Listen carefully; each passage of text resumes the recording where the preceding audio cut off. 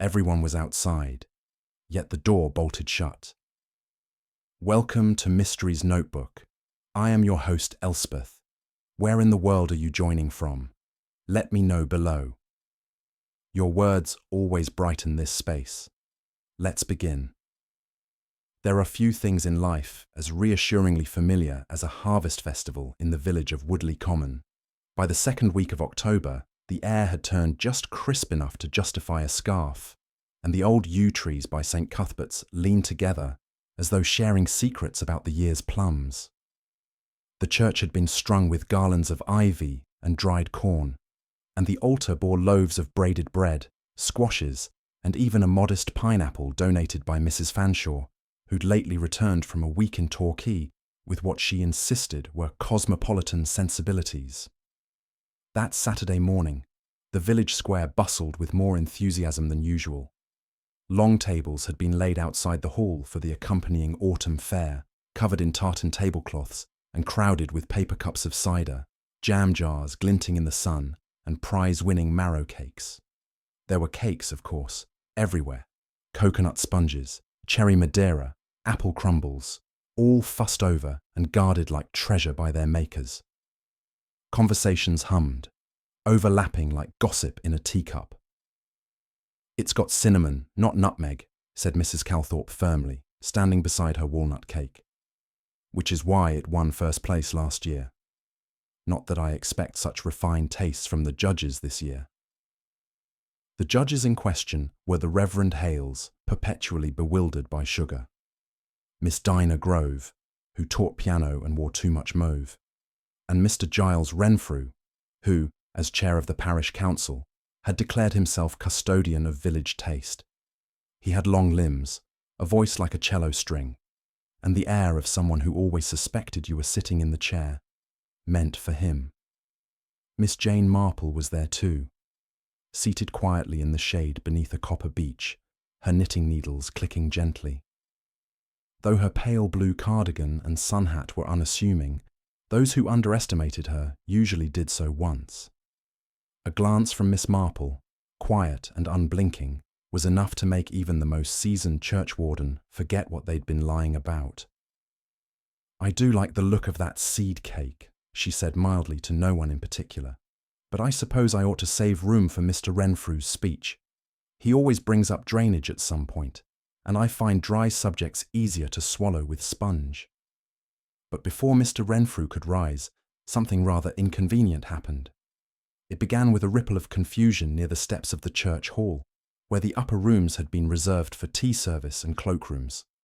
Reverend Hales was halfway through a bite of parkin when a young girl, Letty Barnes, daughter of the grocer and prone to dramatics, ran down the steps with her eyes wide and her face ghostly pale. "There's someone locked in!" she shouted, breathless. "The upstairs drawing room. No one can get in.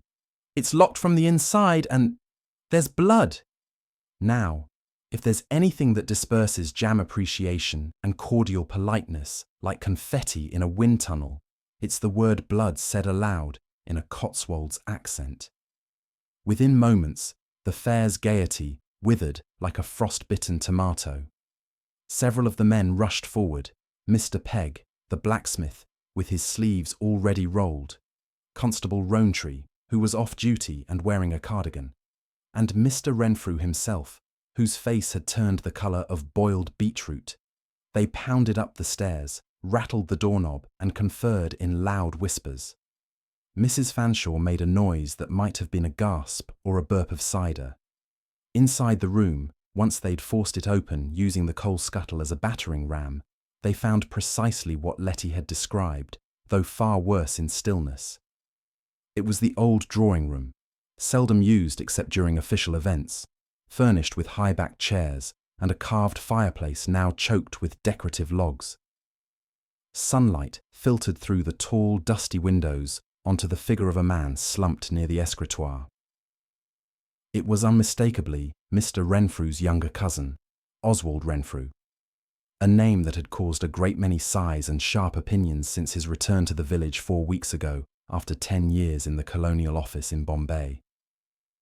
He had arrived with a tan, a walking stick, and a taste for interrupting conversations with tales that began, "When I was dealing with the Maharaja." He now lay very still, with a dark, glossy stain spreading across the front of his cream waistcoat. A letter opener, a decorative one shaped like an elephant's tusk, had been driven with uncanny precision into the space just beneath his collarbone. And the door, as Letty had said, had been locked from the inside. The key was still in it. Constable Rowntree crouched by the body, his mouth a tight line. "Dead," he muttered, "stone dead, and not a soul saw anyone go in." "Could have been suicide," suggested Mr. Pegg, though not hopefully. "Perhaps he was peculiar like that, artistic." "No," said Rowntree. "No one commits suicide with a 2-foot ivory letter opener in the chest. Not unless they're a contortionist with a grudge against bone." Miss Marple, still knitting, had quietly joined the gathering at the stairwell. "Curious," she said gently, gazing at the open door now resting against the inner wall. "Rooms don't usually lock themselves, unless they're trying to keep something in, rather than out." And with that, she moved off to find herself a piece of that seed cake. After all, one does think better with a bit of nourishment, especially when there's murder afoot, and a room that wished very much to keep its secrets. The shock of Oswald Renfrew's death did not so much ripple through Woodley Common as it settled heavily over the village like fog, clinging, curling into hedgerows and teacups and gossip alike. By late afternoon, the fair had dissolved into small knots of murmuring neighbours, gathered in parlour corners, or lingering outside the post office under pretence of collecting letters.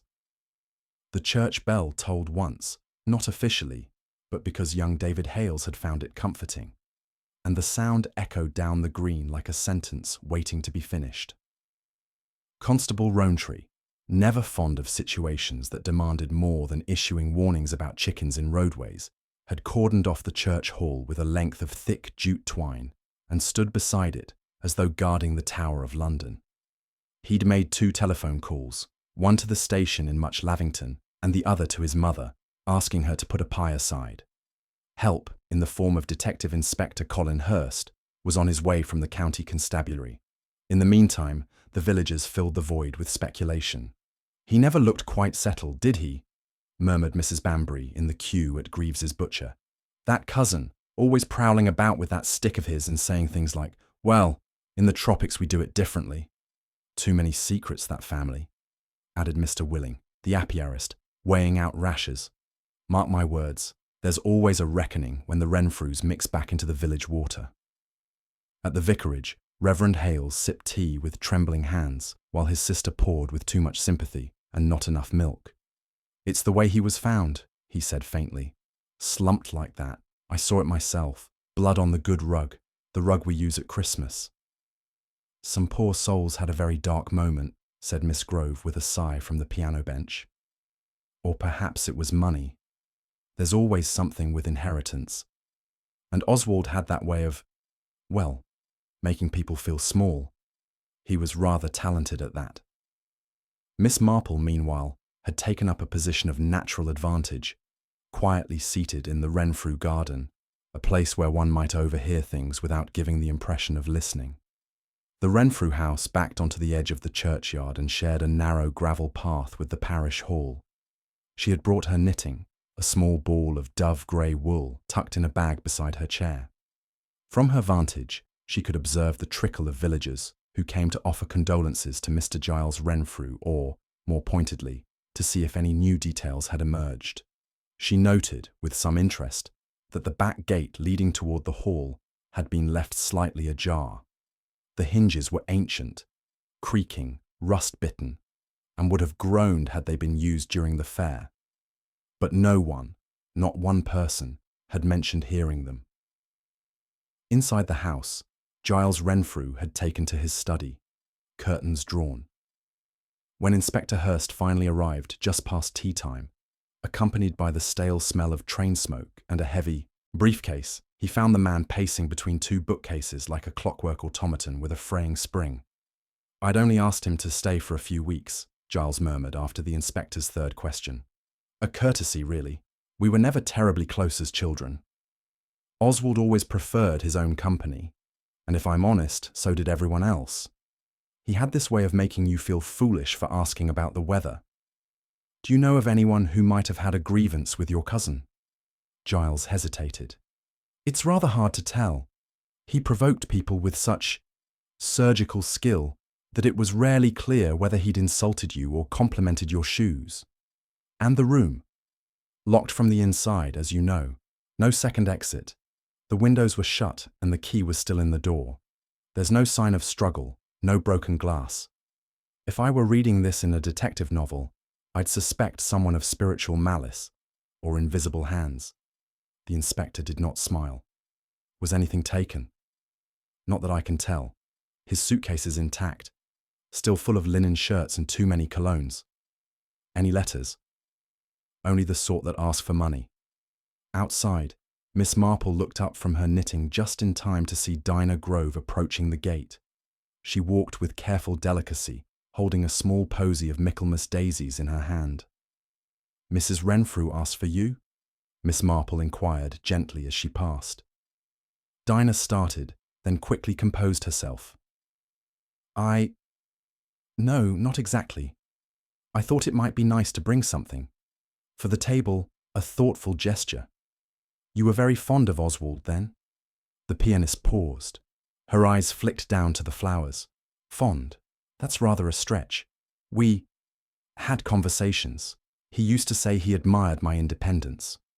Indeed, Miss Marple murmured. Did you speak with him yesterday by chance? Only briefly. He was standing at the end of the hall by the table with the scones, said something cryptic about how some things rot even when you keep them sealed. Honestly, he always spoke like that, like a man delivering riddles without punchlines. And did he speak to anyone else? Dinah hesitated. He was seen in deep conversation with Letty Barnes. Strange, really. She's only 17 and rather shy. Curious indeed. Miss Marple folded her knitting neatly and rose, thanking the garden chair for its service. She made her way to the path behind the parish hall, noting again the gate's unnatural tilt.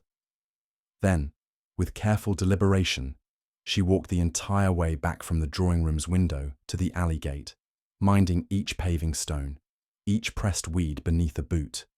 In one place, just one, she paused. A broken button.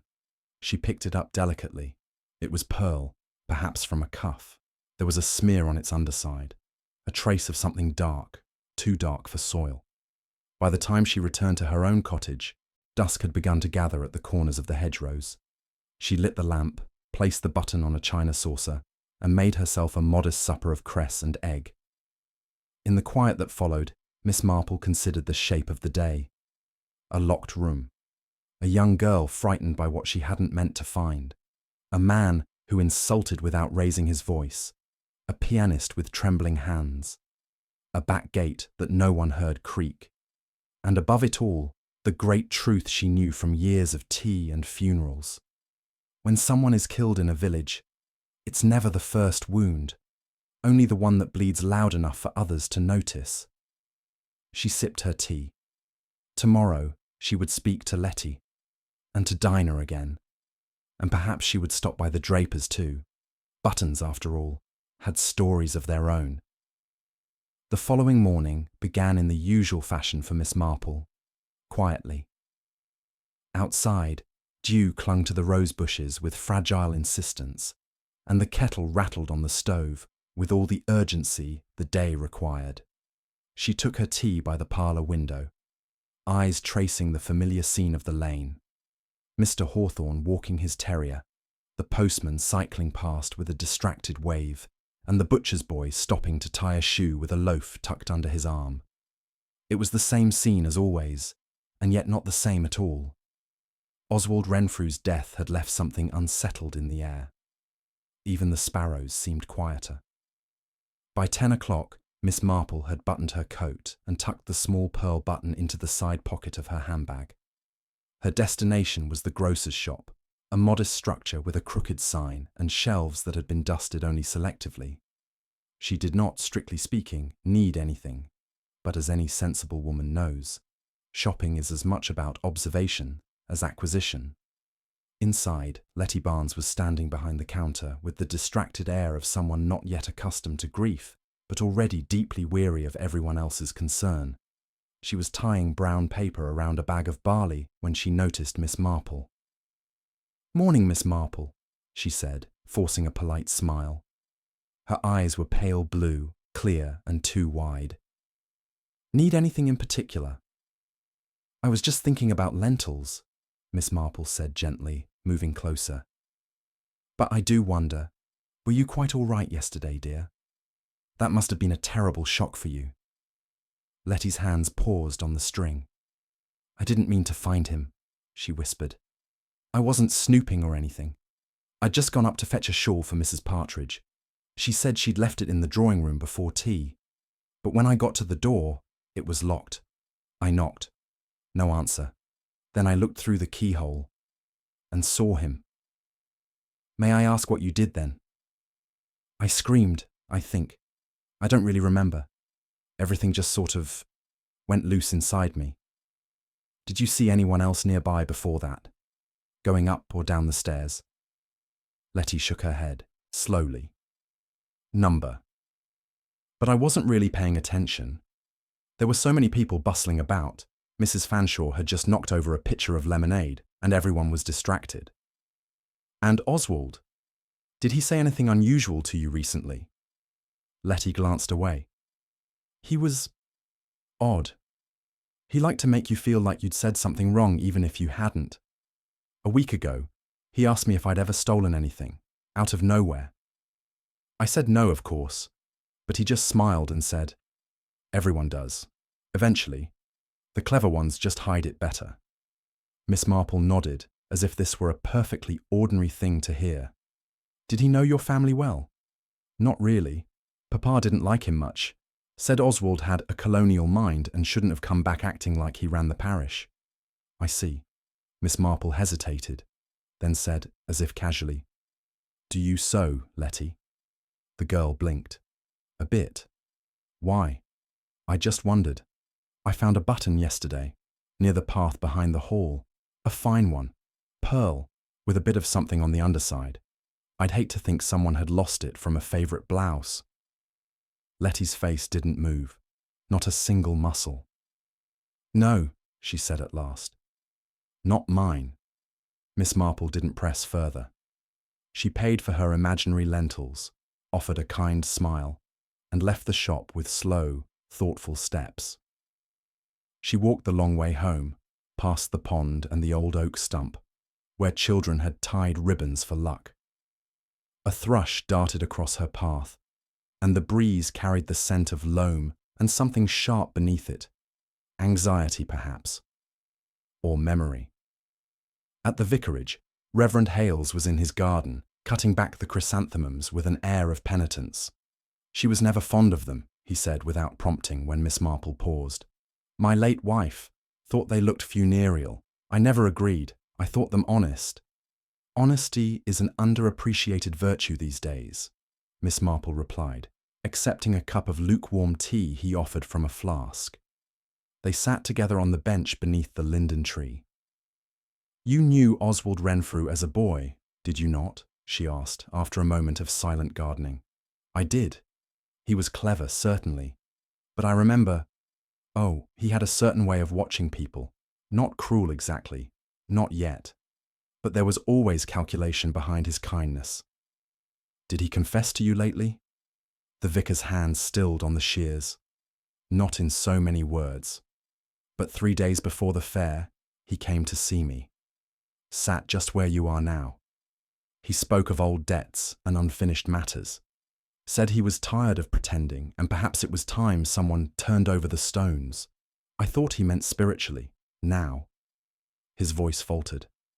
"Now I wonder if he meant something else." Miss Marple looked away, to where a robin was inspecting the grass. "Stones have a way of hiding unpleasant things beneath them, and sometimes it's not the one who turns them over who ends up suffering, but the one who was hiding beneath them all along." She left soon after, the pieces of the day arranging themselves quietly in her mind like pins on a cloth. There was still too much fog in the picture, but shapes were forming. A man who delighted in secrets had whispered of truth. A girl with frightened eyes had shown no surprise at a button. A gate had creaked only when no one was listening. Back at the Renfrew house, Inspector Hurst was speaking with Dinah Grove in the front parlour. He was professional, but growing tired of the same answers in different voices. "I hardly knew him," Dinah said for the second time. "He was entertaining, unsettling, but I didn't dislike him." "He was overheard speaking with you the day before his death. Was it about music?" "Hardly. He told me something strange. He said he was writing a letter, one that would change the way the village saw itself." "Did he show you the letter?" "Number only said it would bring daylight to closed rooms." I assumed it was one of his melodramatic flourishes. Hurst jotted a note but frowned. "Did he mention names?" Dinah hesitated. "Only one. Giles," he said, but with a tone, not affection, not exactly hatred either, more like disappointment. Later that day, Miss Marple stood by the hearth in her parlour, staring at the button now resting on a saucer beside the clock. She picked it up with delicate fingers and held it to the light. Not from a woman's blouse, not from something dainty. No, this was from a man's sleeve. A shirt of fine linen, perhaps, or an expensive waistcoat. The kind Oswald Renfrew might have worn, or the kind his cousin Giles certainly did wear when sitting at the front of parish meetings with his air of dignified boredom. The button had not fallen, it had been torn. The thread still clinging to its edge told her that much, which meant someone had been close enough to struggle with Oswald. Someone whose cuff had brushed against something sticky, perhaps a smear of blood. Someone who had entered, unseen, and exited without using a key, or perhaps never left at all. Miss Marple reached for her coat. Tomorrow she would visit the Renfrew house again, not for conversation, but to stand in that upstairs drawing room, alone, and measure the space between secrets. Miss Marple arrived at the Renfrew house precisely at 10 minutes past 11, carrying neither handbag nor shawl, as if she had merely wandered from the garden gate in search of a misplaced clump of foxgloves. Giles Renfrew opened the door himself. His manservant had taken leave that morning on account of a nervous stomach, and stood blinking at her, as though the idea of Jane Marple appearing uninvited had never occurred to him in a world governed by natural laws. "Miss Marple, forgive me, but I thought I might have a look at the upstairs drawing room," she said cheerfully, "before the coroner's report arrives and makes it all very official and complicated. I've always believed rooms speak, Mr. Renfrew, if one gives them the courtesy of listening." He hesitated, fingers tapping once against the doorknob. "I'm not sure Inspector Hurst would approve." "Then we shan't trouble him with it just yet." Her tone was mild, unthreatening, and absolutely immovable. After a pause, he stepped aside. The drawing room was much as it had been left, swept of the body, of course, and with a faint chemical tang clinging to the hearth tiles. The tall sash windows still faced the back of the churchyard, where the hedge drooped slightly in mourning. The key remained in the inside of the door, as though daring someone to remove it. Miss Marple moved slowly, hands folded before her. She did not touch anything, but her eyes noted every angle, every interruption in pattern. Her gaze lingered on the escritoire, its lid slightly ajar, and the corner of a folded paper peeking from beneath a blotter.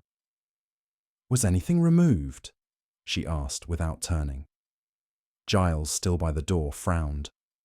Number Inspector Hurst insisted it all remain untouched. She moved delicately toward the blotter, but did not lift it. Instead, she leaned down, peering sideways. The corner of the paper bore a letterhead, thin blue ink printed in a serif typeface. She recognized it as stationery from the Windermere Hotel in Bournemouth. An unlikely place for Oswald to stay, unless he'd planned a departure. "May I ask," she said quietly, "was this room always locked during events?" He hesitated. "Not precisely locked, simply closed. We usually keep the door shut to avoid people cluttering up the furniture. It hasn't been used regularly since my mother's time. So anyone could have slipped in, unnoticed. I suppose so, Giles said. Though I don't see how it matters. The door was locked from the inside. The windows closed. There was no second key. Of course, said Miss Marple softly. But you see, Mr. Renfrew, I do not believe the question is how someone locked the room. It is when. She left him with that. Outside, Inspector Hurst was speaking with Constable Rowntree near the church gate. They looked like men who had slept little and eaten less. When they saw Miss Marple approaching, Hurst removed his hat with a sigh that had nothing to do with politeness. "You've been in the room again," he said, not unkindly. "I have," Miss Marple replied. "It's not always blood that tells you what happened, Inspector. Often it's a chair out of place, or a book returned to the wrong shelf. And what did it tell you today? That whoever killed Mr. Renfrew had been in that room before. Perhaps often. Enough to know how the latch catches when the wind blows from the north window, and how the lock can be slipped, if one knew the trick." Hurst tilted his head, more curious than skeptical. "You think someone staged the locked room?" "I think Oswald Renfrew enjoyed controlling a situation, but someone else decided to control the conclusion." She glanced back toward the house, where a curtain shifted briefly. "Tell me, Inspector," she said mildly, "has anyone examined the movements of Mr. Renfrew's cousin?" "Giles?" Hurst raised an eyebrow. "He's grieving. Genuinely, I think. Shocked to the core. Perhaps. Or perhaps shocked that it finally happened." Hurst looked at her more closely now. "You have reason to suspect him?" "I have reason to observe him. He was the last known person to speak to Oswald alone on the morning of the fete. And Oswald had been writing something he told several people would expose secrets. He'd also insulted half the village. Yes, but only some people are dangerous when cornered. She left him to chew on that. By early afternoon, word had spread that the inspector had begun calling certain individuals back for more detailed questioning. Dinah Grove arrived first, clutching her handbag like a shield. Then Letty Barnes, pale and tight-lipped. Finally, Giles Renfrew was summoned. Hurst kept his tone mild but steady. "You told me you were in your study from 1 until 2:30 on the day of the fete. Can anyone confirm that?" "No," Giles said. "I wasn't expecting to need an alibi. Oswald left the garden to make a phone call. Said he wanted privacy. That was the last time I saw him." "Did you know what he was working on?" "I assumed he was making some kind of dramatic gesture. He was always scribbling plans for something. That hotel letterhead you found, perhaps he meant to leave again. Or perhaps he was only trying to unsettle us. Miss Grove says he mentioned a letter that would expose truths about the village. She said your name came up." Giles's mouth twitched, but not with surprise. "I'm sure it did. He knew things about me. About many of us. His memory was like a nettle patch, unpleasant but impossible to ignore." Hurst leaned forward. "And what did he know about you?" Giles hesitated. "He knew that my mother changed her will shortly before her death. That Oswald had once been the intended heir. She discovered something, perhaps a disagreement, perhaps his debts, and named me instead. Did Oswald resent that? Deeply. He said as much when he arrived, that I'd stolen his life. I thought he was being melodramatic, but perhaps he wasn't." Giles said nothing. When he left, Miss Marple was seated across the lane with her knitting in her lap, and an expression of mild interest on her face. Giles paused before passing her. "You believe I killed him," he said quietly. "I believe someone who knew him well did," she replied without looking up, "and someone who feared what he might say next." He stood there a moment longer, then walked away. By evening, Miss Marple sat alone in her parlour, the pearl button still on its saucer. She had learned something new that day, not from Giles, not from the inspector, but from the room itself. A trick in the wood grain, a barely noticeable indentation in the far corner where a small nail had been pulled free. It wasn't conclusive, but it was enough to tell her that the story of the locked door had a flaw. Someone had locked that room from the inside before the murder, which meant the killer had been inside it with Oswald, or Oswald had been lured there already wounded. She tapped her fingers against the armrest. Something still hovered just out of reach, like a name half forgotten. And she knew, with the steady certainty that had never failed her, that Oswald had been right about one thing. Someone had stolen something long ago, and now they were killing to keep it buried. The next morning broke with a stubborn mist that clung to hedgerows and church spires like a secret that refused to lift. Miss Marple stood at her window, stirring her tea absent-mindedly, her eyes fixed not on the garden but on the low trail of footprints that still marred the dew along the back path of the Renfrew property. She had seen them the evening before, faint but deliberate, moving away from the house toward the copse behind the vicarage wall. Odd, she thought. The path was seldom used, and certainly not during the fête, when the garden had been in full view of guests. Unless someone had taken a detour before the crowd had gathered. She dressed with quiet resolve and slipped the pearl button into her handbag once again. Today, she had two errands. The first was to speak with Letty Barnes's father, Mr. Stanley Barnes, whose grocer's shop had long been the informal pulpit of village opinion. The second, less officially declared, was to return to the drawing room with a particular question in mind. She would need assistance with that, but first, the grocer. She found Mr. Barnes unloading a crate of tinned tomatoes, his sleeves rolled up and his jaw already working through some private thought. He looked up as she entered, and his expression, always brisk, seldom warm, tightened with a flicker of recognition. "Morning, Miss Marple. Fancy another pound of lentils?" "No, thank you. I came hoping you might indulge my curiosity. About your daughter." He straightened slowly. "Letty. What about her? I wonder if Oswald Renfrew ever mentioned her by name to you, or spoke to her in your presence." Mr. Barnes stiffened. He made her uncomfortable, if that's what you're after. Always speaking in riddles, leaning too close. I told him more than once to watch his tone. Did she ever confide in you about something he said, or something he threatened to reveal? Mr. Barnes glanced around, then leaned forward across the counter. You think he was blackmailing her? I think he was playing a very dangerous game with multiple people, but I believe Letty may have been an unintended witness to something. He looked away, voice low. A week ago, I found her crying in the storeroom. Wouldn't say why, just kept saying, he knows. I thought maybe she'd broken something, or... His voice trailed off. She's a clever girl, Miss Marple said gently, but clever girls are often underestimated, especially when they see things they were never meant to see. She thanked him, left quietly, and walked a slow arc back through the village toward the Renfrew house. A smattering of rain began to mist the gravel by the time she arrived. The door was opened this time by the housekeeper, Mrs. Aldwych, a stout woman whose hands always seemed to carry the scent of brasso and anxiety. "Beg pardon, Miss Marple," she said with a tight nod. "Mr. Giles isn't at home just now. Gone to the solicitor's." "That's quite all right, Mrs. Aldwych. I was actually hoping you might assist me instead. Just a small task in the drawing room, if I may impose." The housekeeper blinked but nodded. "I don't see why not." They ascended the stairs together, the silence between them dense but unthreatening. When they reached the drawing room, Miss Marple stepped inside and took a moment to study the fireplace. "Would you mind helping me move that chair?"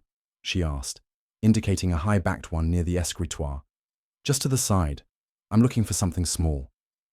Mrs. Aldwych helped her shift it, and Miss Marple immediately knelt beside the baseboard. With the tip of a knitting needle, she poked delicately into a narrow crevice where the skirting board met the floor. Something small and brittle slid out, a torn scrap of paper, yellowed at the edges, and marked with a smear of ink. She unfolded it slowly. It was not the letter Oswald had claimed to be writing, but it was clearly a note of his, and a hurried one. Just 4 words scrawled in his distinctive hand. He hid it, here. Miss Marple turned it over. No further markings. But she didn't need more. What mattered was the placement, the deliberate concealment in a corner of the room, only accessible to someone intimately familiar with the space. And the handwriting, which trailed off just as the pen had broken stride, as if the writer had been interrupted. She replaced the paper carefully in her pocket and stood. "Thank you, Mrs. Aldwych," she said warmly. "I do believe that answers my question." The housekeeper looked bemused, but made no comment as they descended the stairs together. Outside, Inspector Hurst was speaking with Reverend Hales under the awning, their conversation low and measured. Miss Marple waited until the clergyman departed before approaching. "I believe," she said without ceremony, "that someone placed a decoy document in the drawing room to obscure a more important one. And I believe that Oswald Renfrew, just before he died, hid something in the house, something he feared would be taken." Hurst stared. "You have proof?" "A scrap of it, but proof is often less compelling than behaviour. May I ask, did Giles ever report finding any papers? A letter perhaps, or an envelope?" "Not that he's mentioned." "I think it's time we asked him more directly, and I should very much like to be present when you do." Later that afternoon, Giles Renfrew returned to find both the inspector and Miss Marple waiting in the drawing room. He tried to mask his unease, but there was a new tightness in the corners of his mouth, a brittleness not there before. "You'll forgive me," he said stiffly, "but this is rather unexpected." "Then we're even," Miss Marple replied, her voice kind. "So was your cousin's death." Hurst took over. "We have reason to believe Oswald concealed a document in this room, something of importance, something he feared might be destroyed." Giles blinked. "That's absurd. What kind of document?" "A letter, perhaps, or a confession, or something meant to be made public." His voice thinned. "I found nothing. Not even in the escritoire." There was a beat, a hesitation. Then he said too carefully, "Only a travel itinerary. Nothing of value." Miss Marple watched him closely. "Mr. Renfrew," she said gently, "you may have been many things to your cousin, but I do not believe you murdered him." His head jerked slightly. "You don't?" "Number, I believe you panicked. I believe you arrived in the room after it was done, perhaps moments after, and rather than raise the alarm, you did something you thought would protect your family name. You removed the letter. You staged the scene. You turned a killing into a puzzle." He looked down at his hands. "I didn't kill him," he said quietly, "but I didn't try to save him either. I found him slumped, breathing, just barely. I thought, if he died, then perhaps the things he meant to say would die with him." Miss Marple said nothing.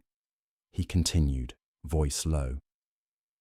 "He said he'd expose Mother's will, said there were discrepancies, that I'd influenced her, that he had proof she'd been unwell when she signed the final draft."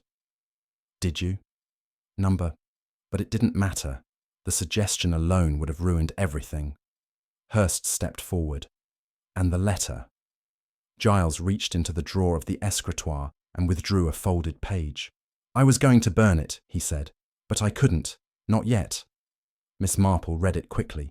It was addressed to the parish in Oswald's spidery hand, a blend of venom and clarity, accusing not just Giles, but others, of lies, of broken promises, of debts unpaid and kindness repaid with silence.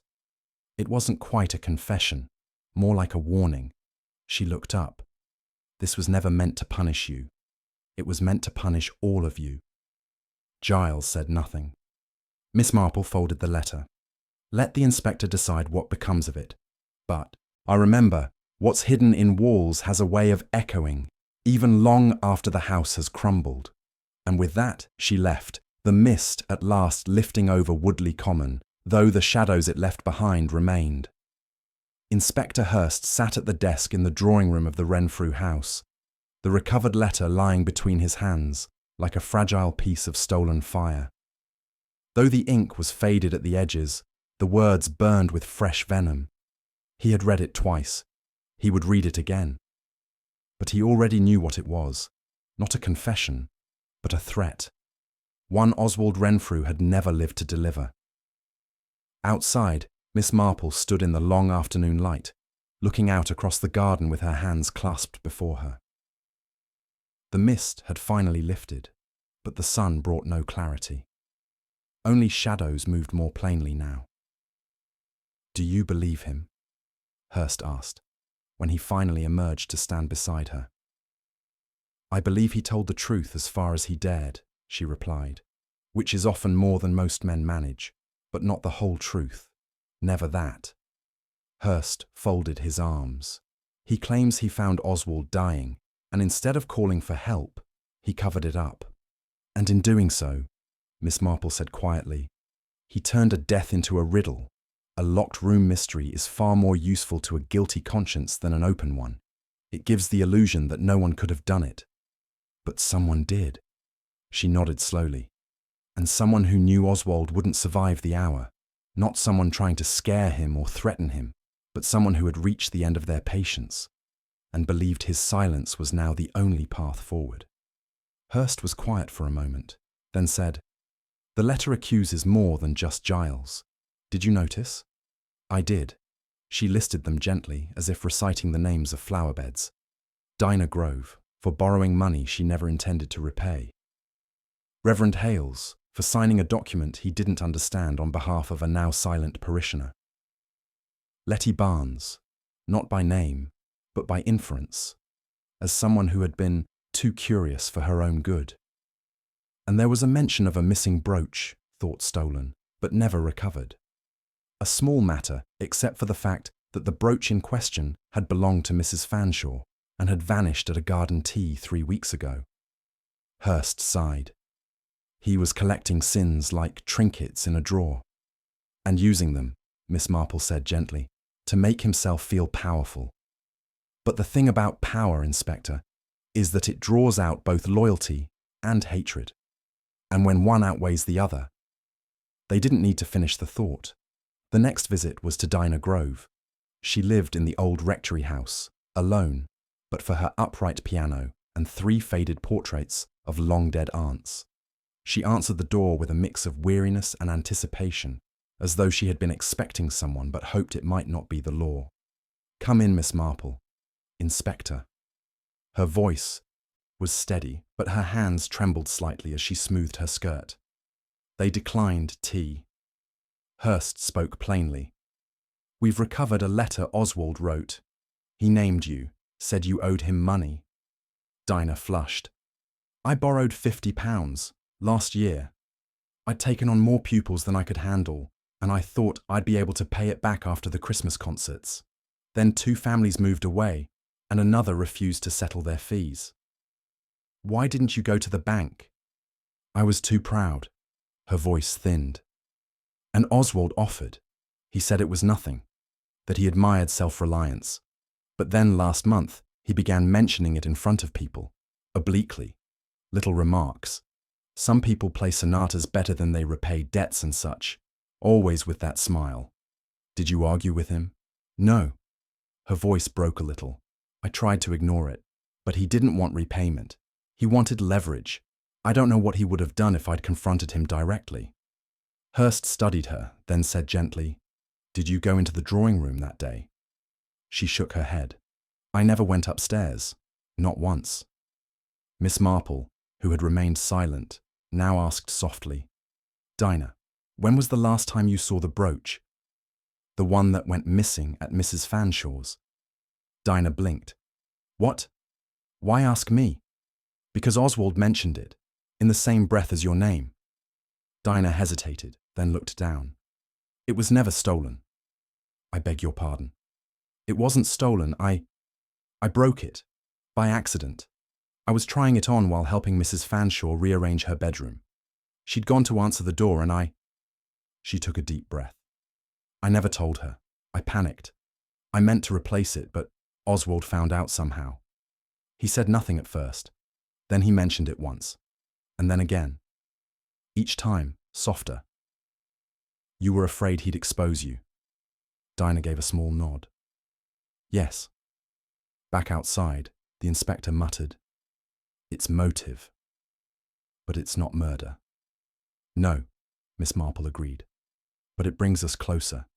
He collected people's worst moments like pressed flowers, and like all collections, someone always tries to destroy it before it's displayed. Their final visit that day was to Reverend Hales.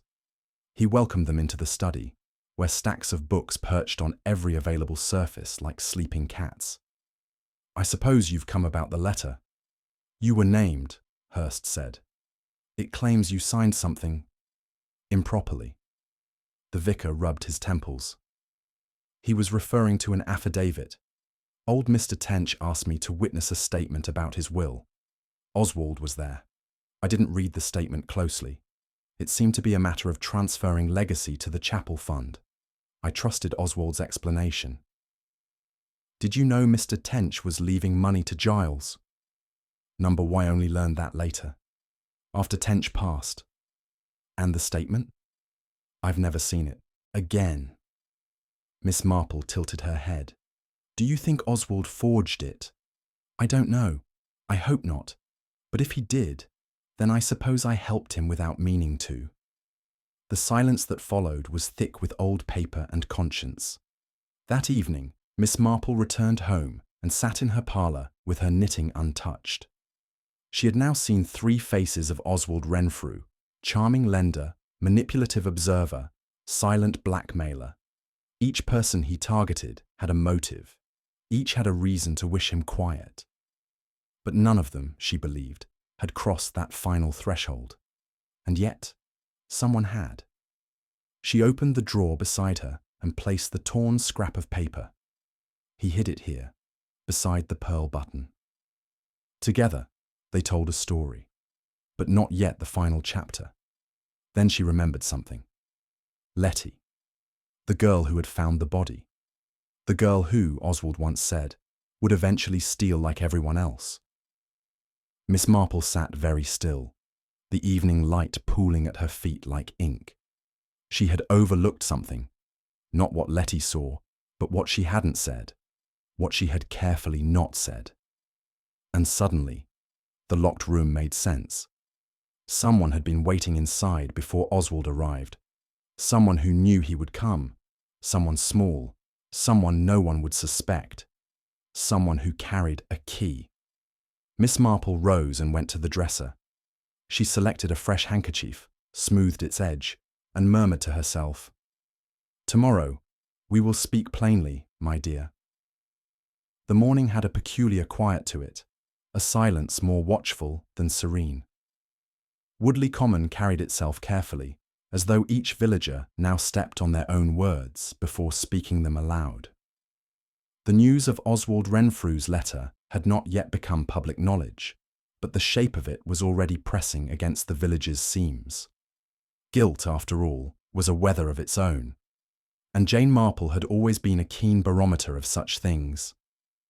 She arrived at the grocer's just after opening, when the light still slanted across the front counter and the smell of flour clung to the air.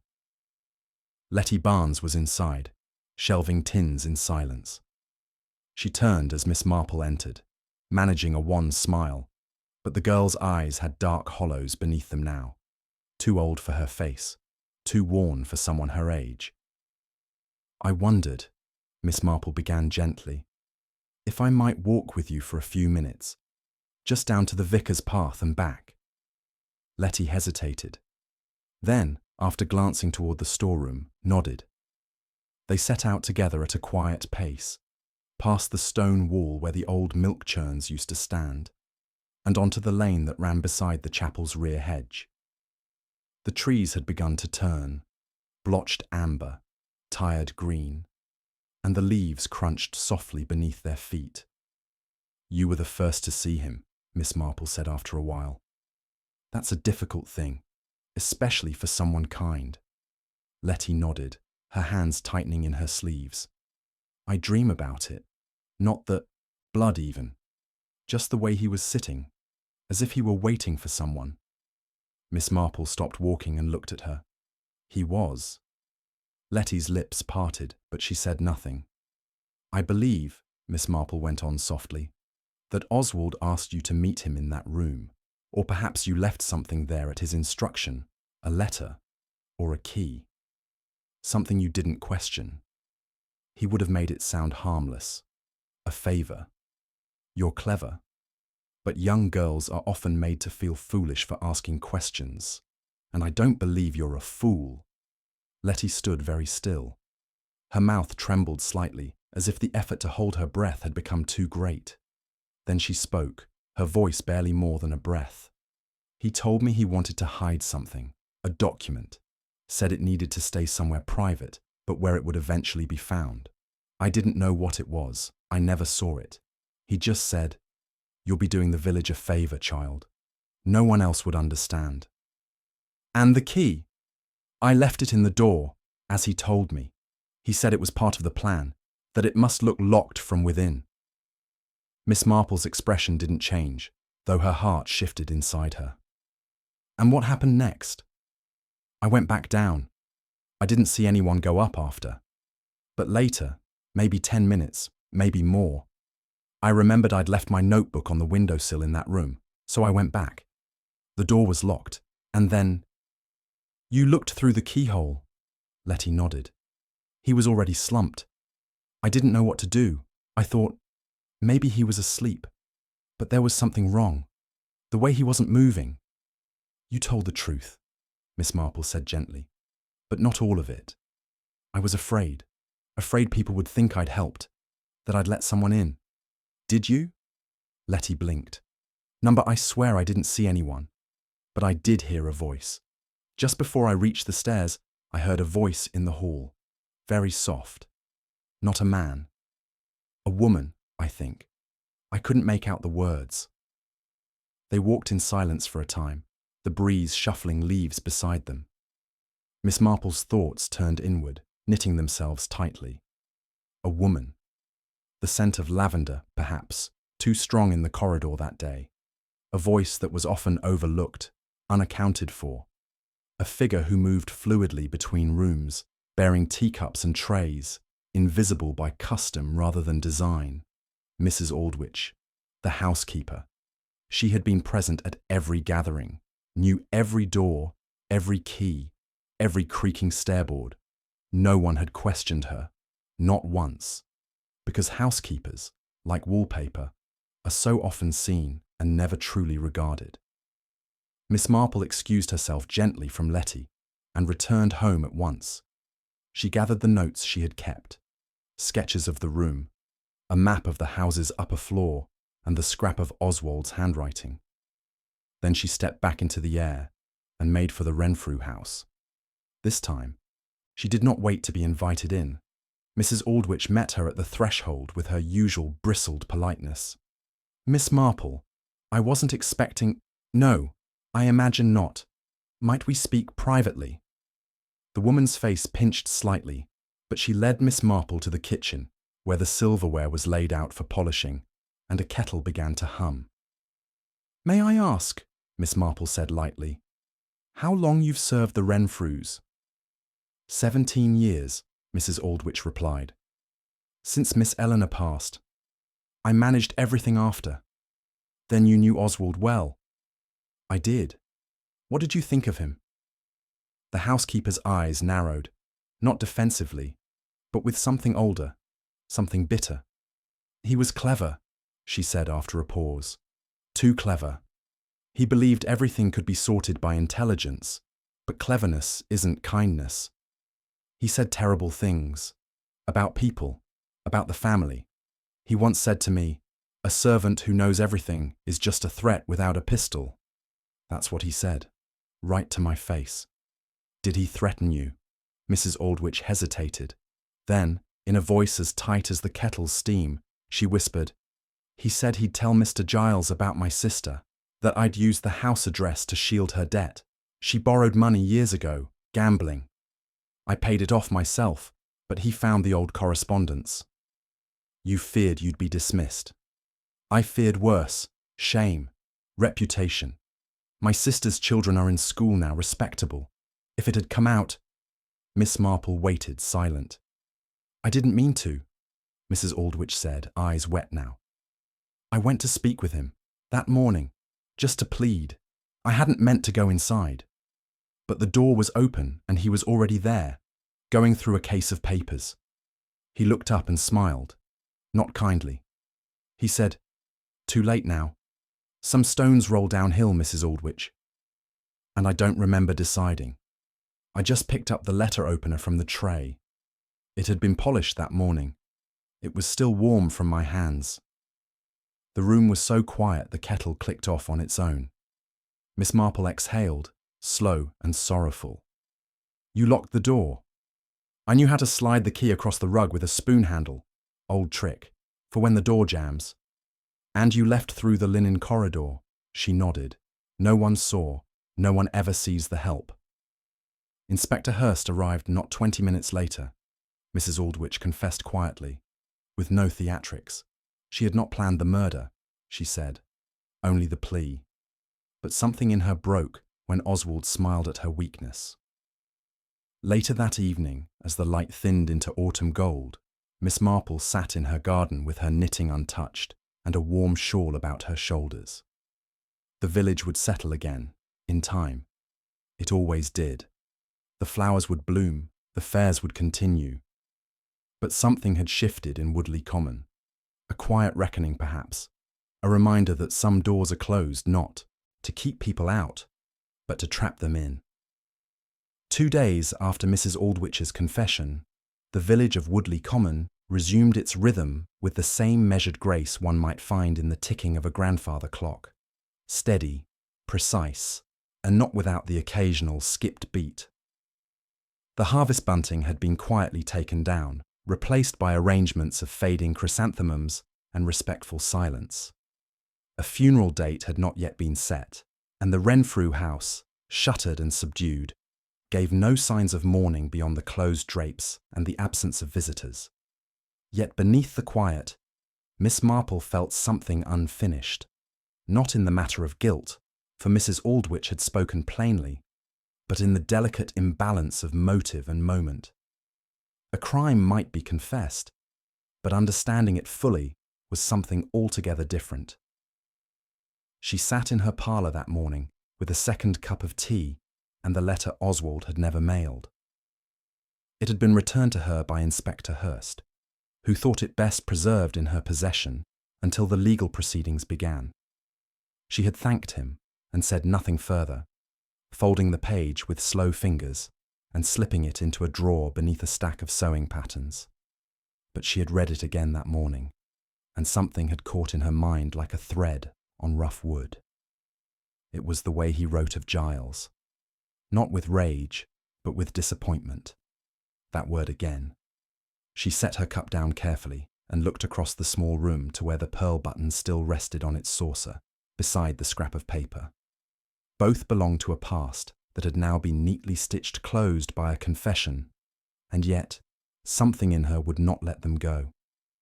She rose and went to her side table, taking from it a fresh envelope. Into it she placed the button, the scrap, and a short note in her own hand.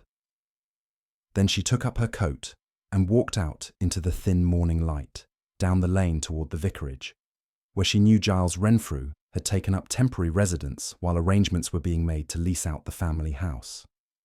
She found him alone in the study, sleeves rolled, expression distant, as if waiting to be summoned back into the business of his life. He looked up, and for the first time since the murder, she saw not grief, but something quieter, relief laced with shame. "I heard they took Mrs. Aldwych to Much Lavington this morning," he said. "They did. She confessed. She killed him. That should be the end of it." Miss Marple didn't sit. She laid the envelope on the desk before him. "I believe you ought to have this. I believe it belongs to the truth, which is not quite the same as justice." He didn't open it at first. He stared at her. "I didn't kill him, Miss Marple." "No," she said gently, "but you left him to die. And then you arranged the room so no one would ask what you'd seen. You hid the letter. You obscured the scene. And in doing so, you nearly allowed someone else to hang in. Your place. I thought—" He looked away. "I thought it would spare the family, the name, our standing here. But he was already gone, and it all seemed too late to do anything else. You chose to protect the reputation of a dead man and a family legacy built on silence rather than risk your own conscience. But you were not alone in the room, were you? Giles stiffened. I didn't see her at first. Miss Marple sat now, her voice low, steady. You arrived after the blow had been struck. You found Oswald bleeding. You bent over him, and behind you, in the corridor, Mrs. Aldwych stepped backward into the shadows. You knew what she had done, and you knew what it meant. She was terrified. She was cornered. And I couldn't imagine what would happen if it came out. The will, the papers, the money, it would all unravel. So I locked the door from the inside. I took the letter. I made it look strange, impossible, so no one would dig too deeply. But I did. Giles gave a hollow smile. Of course you did. Miss Marple watched him a moment longer, then rose. You must decide what you will do with that envelope. I believe Mrs. Aldwych is telling the truth. But the rest of the truth, the parts not captured in a confession, are still yours to speak or conceal. She left him without another word, certain he would read the note. It was not long, only 3 lines. You saw her walk away. You chose silence over mercy, but mercy may still be possible if you begin now. That afternoon, she returned to the church hall, not for ceremony, but for conversation. The air was cool and dry inside, the scent of beeswax polish lingering along the wooden benches. She found Inspector Hurst near the vestry door, reviewing a short list of items to be released from evidence. She confessed, he said as she approached. The Crown will almost certainly accept it. There's no doubt she did it. But is that the end of the story? He looked at her. You don't think it is? I think it was her hand, Miss Marple said softly. But I think she struck because she believed no one else ever would. That she had to. And someone allowed her to keep believing that. You mean Giles? He knew. And not just in the drawing room. He knew what Oswald was capable of. The small cruelties, the whispered leverage. Giles had every opportunity to speak before the blow was struck. And yet he chose not to. Hurst sighed. It's not a crime to be a coward. No, she agreed. But sometimes cowardice kills more slowly than a blade. The inspector nodded, as if something long stiffened in his chest had begun to bend. Later that week, the Renfrew house stood empty, its windows reflecting only the fading light of early October. Mrs. Aldwych was being held pending formal charges, though the word manslaughter was used more often than murder. Her solicitor would argue a breakdown, a moment of panic, a crime of passion in the face of humiliation. And Giles Renfrew, he left Woodley Common the following Monday, though not before sending a quiet letter to the parish council. In it, he resigned from all public roles, pledged the family's estate to the maintenance of the village trust, and asked that no celebration be made of his departure. Miss Marple read the letter once, then twice. Then she folded it, tucked it into her sewing box, and began her evening knitting beside the fire. There was still mist some mornings, and the church bell still tolled at the hour. But the village had changed, in ways too subtle to announce themselves. The air was clearer, the shadows less dense, and in time, the story of the locked room would become one of those tales whispered over cakes at fete, with knitted brows and sharp nods. But Miss Marple would remember it for what it was, not the puzzle of a locked door, but the terrible silence of the people standing on the other side of it. The days that followed passed with a curious stillness, as if the village itself were holding its breath, uncertain whether the chapter had truly ended. Woodley Common was no stranger to scandal, not in its long memory, but never had its neat lanes and well-trimmed hedges concealed a death quite so thorny. The murder of Oswald Renfrew, wrapped in locked doors and silenced letters, had left behind no smouldering ruins or raging grief, only quiet reckonings and a trail of unspoken things. Miss Marple, for her part, went about her routine with the same unhurried calm she always displayed, visiting the greengrocer, attending morning service, returning overdue books to the village library. Yet, As ever, her eyes missed little. In each polite nod, each clipped exchange, she could feel the tension coiling beneath the surface. The villagers had accepted Mrs. Aldwich's confession easily enough, but something about the story sat uncomfortably with them, like a dish that tasted too sweet without sugar. And then, 2 days after Giles's departure, Miss Marple received a visitor. It was Letty Barnes. She arrived at Miss Marple's gate early in the afternoon, cheeks flushed and fingers clutched tight around a folded piece of paper. Miss Marple met her with a quiet smile and ushered her into the parlour without a word. "I couldn't keep it to myself anymore," Letty said, her voice trembling. "I know it's over. I know Mrs. Aldwich confessed. But there's something else." Miss Marple poured the girl a cup of tea and waited. "I found this in the storeroom at the shop," Letty continued, placing the paper on the table between them. "It had slipped between the shelves. I think Oswald gave it to me by mistake. He handed me 2 envelopes the week before the fete. Said one was for Giles and the other for the vicar. I was supposed to drop them off without reading them, but I must have dropped this one." Miss Marple unfolded it slowly, smoothing the creases with careful fingers. The handwriting was unmistakable. Oswald Renfrew's precise, angular script, written in blue-black ink on hotel stationery. "To whom it may concern, if this should reach the light of day, let it serve as a record of intention. Not revenge, but illumination. I have lived among shadows, and I have kept too many of them tucked in my pockets. That time is over. I intend to expose what has been kept hidden, not because I am noble, but because others are not. Giles lied. He always has. About the will, about our family, about what he saw. But even liars deserve mercy if they choose truth at the end. If they don't, well, then the silence belongs to someone else." O.R. Miss Marple read it twice. Then she looked up at Letty, whose fingers trembled against her teacup. "You were never meant to be involved," Miss Marple said gently. "I know. But I was.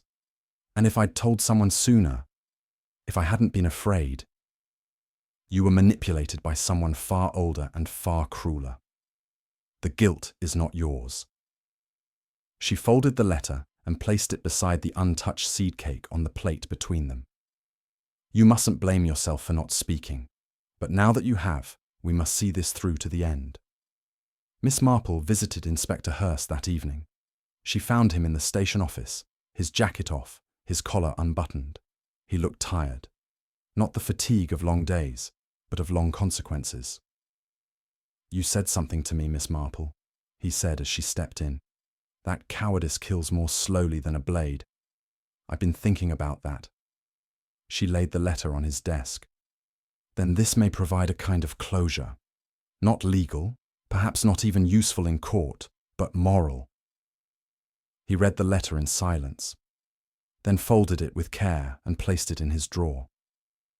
"Will it change anything?" she asked. "Not officially. The Crown has what it needs from Mrs. Aldwich's confession. But it changes what we know, what I know, that Oswald was aware of his danger, that he offered Giles a choice, and that Giles left him to the other one." Miss Marple nodded. "That, Inspector, is often the final truth in these matters. Not who wielded the weapon, but who stood still when they might have stopped it."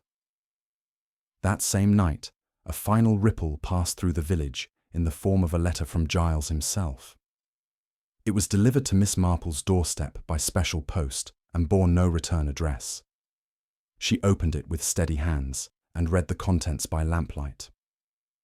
"Miss Marple, you were right, not just in your deduction, but in your assessment, of character, of silence, of what it costs. I saw her. I saw Mrs. Aldwich standing in the corridor. She looked like a child who had broken something and was waiting for the punishment.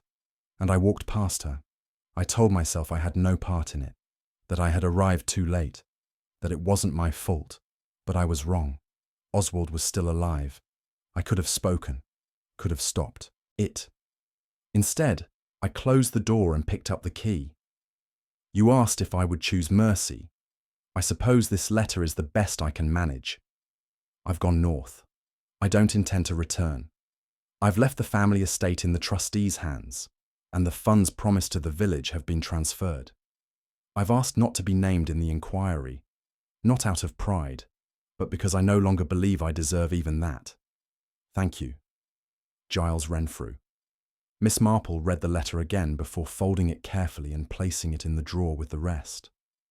Not a confession, perhaps, but an acknowledgement. And sometimes, in the twilight of wrongdoing, that was all one could ask for. The village stirred on, as it always did. The bakery reopened on Tuesdays. Mrs. Fanshawe resumed her bridge games, albeit with a slightly sharper edge to her remarks. Letty returned to the shop with a kind of quiet pride, her eyes clearer, her voice steadier. Dinah Grove began teaching music again, though she played Chopin now with something closer to caution than flourish. As for Miss Marple, she returned to her garden and her books, though the shadows beneath the hydrangeas seemed a touch softer, the silence in the afternoons a little kinder. She knew that truth never restored what was lost, but it could draw a line under pain, give it a shape, and allow something gentler to grow in its place.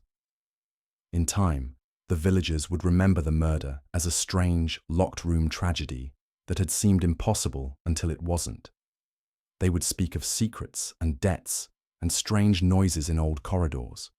But Miss Marple would remember it differently, not as a murder of mystery, but of a mission, of moments when people failed one another, not through malice, but through fear, through silence. And that, in the end, was the lesson no one would speak aloud, but everyone would carry. The afternoon sun stretched long fingers of light through the lace curtains in Miss Marple's parlour, scattering faint patterns across the rug. She sat with her knitting in her lap, though the needles had fallen still. A robin trilled somewhere beyond the open window, and the faint scent of late roses drifted in from the garden. Everything in the room was calm, ordered, gently touched by time. And yet, within that quiet, a sense of final movement began to stir, one last thread to pull before the pattern revealed itself entirely. A soft knock interrupted the stillness. Miss Marple didn't startle. She knew before she opened the door that it would be Reverend Hales. He stood with his hat in his hand, looking older than he had only a week before. His collar was slightly askew, and his shoes, usually gleaming, carried a dusting of churchyard grit. He smiled faintly. "I wonder," he said, "if I might trouble you for a few moments." She stepped aside and gestured him in. He sat without waiting to be offered tea, folding his hands tightly in his lap. "I received a letter," he said at last. "From Giles." She said nothing. He apologized, not just for the silence, but for what he called the burden he shifted onto others without asking. He mentioned you. He said you told him truth was separate from justice. Miss Marple regarded him gently. Truth often demands more of us. It doesn't settle easily. Reverend Hales nodded, swallowing thickly. He confessed something I'd long suspected, about the document I signed, the Tench Amendment she waited. It was altered. Oswald had replaced a page. Giles found out afterward but said nothing. He let the change stand. The chapel never received the legacy it was meant to. The money went to Giles. And you? I suspected it. But I told myself there must be an explanation, that questioning it would cause more harm than good, that it was better not to look too closely at what I'd already signed. Miss Marple folded her hands. And now? He sighed. Now I wonder if the rot didn't begin long before the murder, when we all learned to turn away from things we didn't wish to carry. She said nothing for a time. The robin continued its song. "We failed him," the Reverend murmured. "Oswald, for all his arrogance, for all his cruelty, he was shaped by what we didn't say, what we allowed. Even his own cousin left him bleeding." "Guilt," Miss Marple said softly, "is a quieter killer than any knife, but it leaves no clean wounds." Reverend Hales nodded and rose, placing his hat back atop his head. At the door, he paused. "I've decided to speak at the memorial," he said. "Not as a clergyman, but as a man who saw and said too little. It's not an absolution, but perhaps it's a beginning." When he had gone, Miss Marple returned to her chair and began to knit again. The pattern was simple. Nothing elaborate, just enough to keep the fingers busy while the mind wandered. She thought of Giles, of Letty, of Mrs. Aldwych. Each had chosen silence in different ways, and each had paid for it. She was interrupted again in the early evening, this time by Inspector Hurst. He stood at the gate in shirt sleeves, holding a small parcel in brown paper. "I thought you should see this," he said as she joined him on the garden path. It was found tucked behind one of the false drawer panels in the Renfrew escritoire. Must have been pushed back during the commotion. He handed it to her.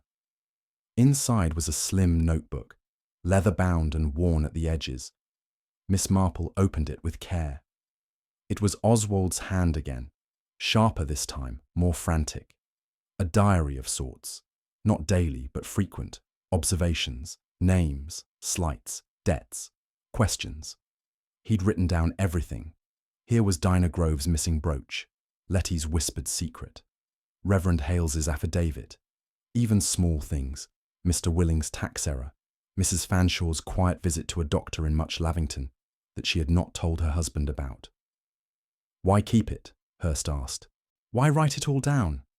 "Because he knew they would never believe him otherwise," Miss Marple said softly. "Because he had been disbelieved once too often, and he preferred proof to mercy." She turned the pages slowly, and then stopped. There, at the back, a final entry. "I've offered Giles the letter. If he admits what he's done, I'll destroy the rest, but I don't believe he will. Still, he may surprise me. If not, I'll leave the truth where someone will find it. She'll know what to do with it. I think I've always known she would." He had not signed it, but it didn't need a name. Hurst exhaled slowly. "He meant you." Miss Marple didn't answer. "He trusted you." "He knew," she said, "that I don't forget." She returned the notebook to the inspector. "It may never reach the court, but it might reach the village, quietly, in sermons, in conversations, in the way they look at each other going forward." Hurst nodded. "And the rest?" "The rest," Miss Marple said, "is healing. That will take time." The following Sunday, the memorial was held in the church.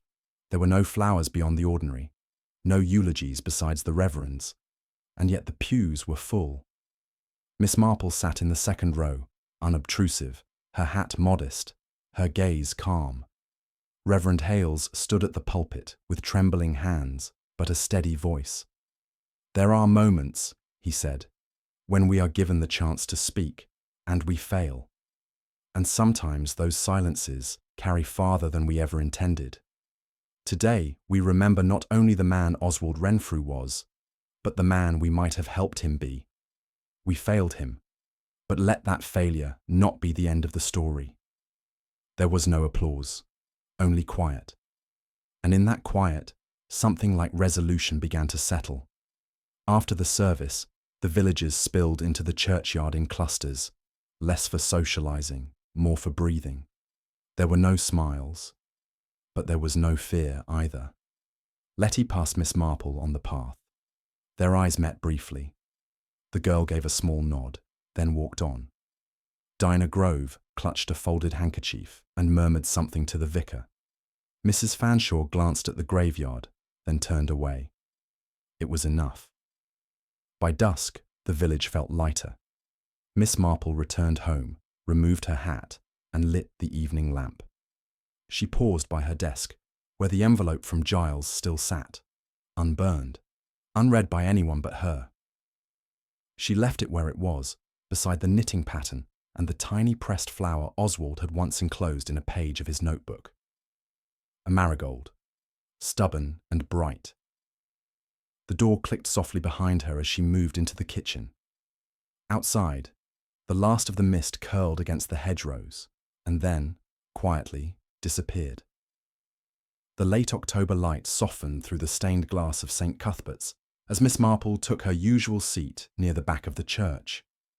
The congregation was gathered in quiet contemplation, the hush broken only by the occasional rustle of coats and whispered prayers.